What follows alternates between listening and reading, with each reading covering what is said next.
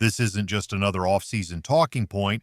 This is a fresh look at a move the Falcons could make, one that hasn't dominated headlines yet, but maybe should. So let's get right into it.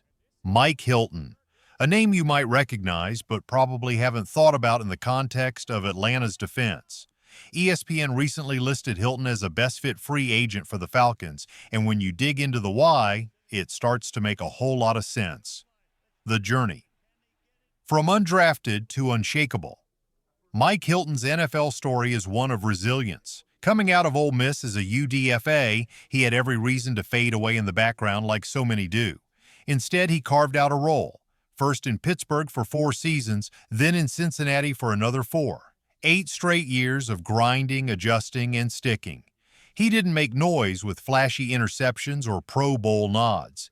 He made his name in film rooms, in game plans, in locker rooms. Coaches trust him. Teammates rally behind him.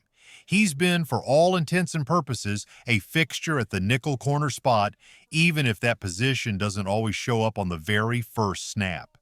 Here's the reality of nickel. It's not about being in the starting 11 by definition.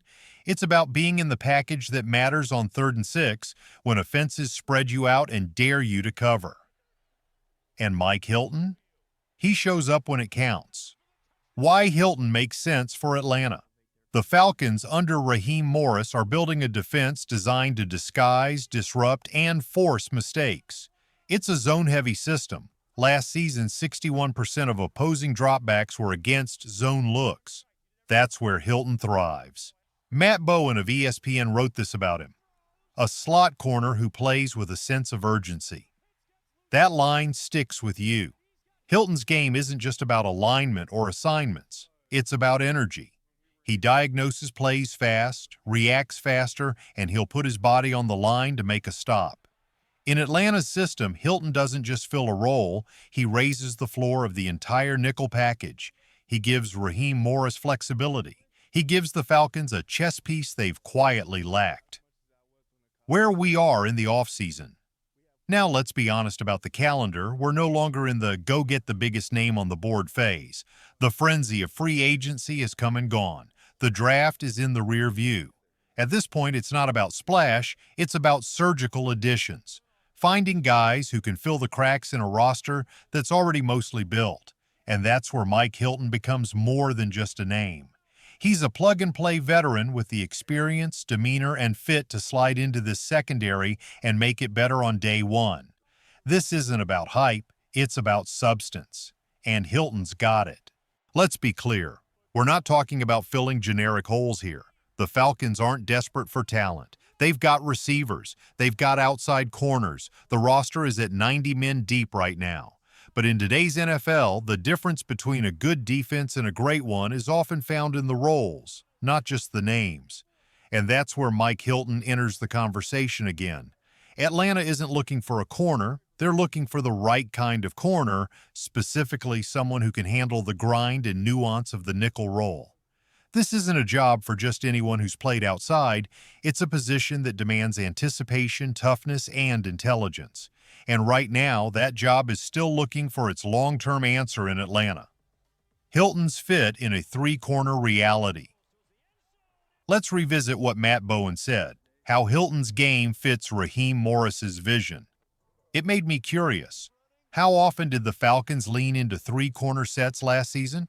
Turns out a lot more than most. Atlanta had 4 different corners log over 400 snaps, and 3 of them logged 700 or more. That's not just a random stat, it puts the Falcons in rare company. Only 4 other teams in the league could say the same. It tells you everything about how Raheem Morris views his defense. Adaptable, multiple, and reliant on versatility in the secondary. You don't roll out that kind of structure unless you're committed to the nickel. This isn't some passing package, they live in it. The real question. So now let's narrow the conversation. Is there a need?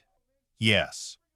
Undeniably, not every team builds around 3-corner alignments, but Atlanta clearly does. If they didn't value the nickel, those snap counts wouldn't look like they do. That's your first answer. But here's the second harder question.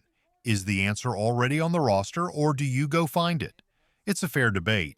There are bodies in the building, prospects, depth guys. But is there anyone in-house right now who can step into that nickel role with Hilton's kind of reliability, physicality, and experience? That's the discussion that matters, and that's where we're headed next. Because this isn't about adding just to add, it's about making the final piece fit. If you're Terry Fontenot, you're feeling it. This isn't year one anymore. It's year 4 of the rebuild, and the scoreboard hasn't been kind. No winning seasons, no playoff appearances. The patience of a passionate fan base has worn thin, and 2024 doesn't feel like a let's wait and see kind of year. It's go time. Fontenot gave up future draft capital, a first and a fifth, to push this roster into position for immediate success. You don't make those kinds of moves unless you're betting big on the now, which is exactly why the nickel corner job, on a defense that lives in 3 corner sets, can't be left up to chance. Looking inward, the in-house options. The Falcons aren't starting from zero at nickel. There are 3 names in the building who'll get their shot. D. Alford, Clark Phillips III, and rookie Billy Bowman, the 4th-round pick out of Oklahoma. Let's start with Alford. He's the most experienced of the trio, having started at nickel the last 2 seasons. In 2022, he looked like a long-term piece. Smart, aggressive, instinctive. But 2023? The tape told a different story. He allowed more targets, gave up more big plays, and while he recorded an interception and a few pass breakups, the touchdowns allowed ballooned. It wasn't just a dip, it was a liability. Then there's Clark Phillips, a 4th-rounder out of Utah. His rookie year was quiet, mostly waiting, learning.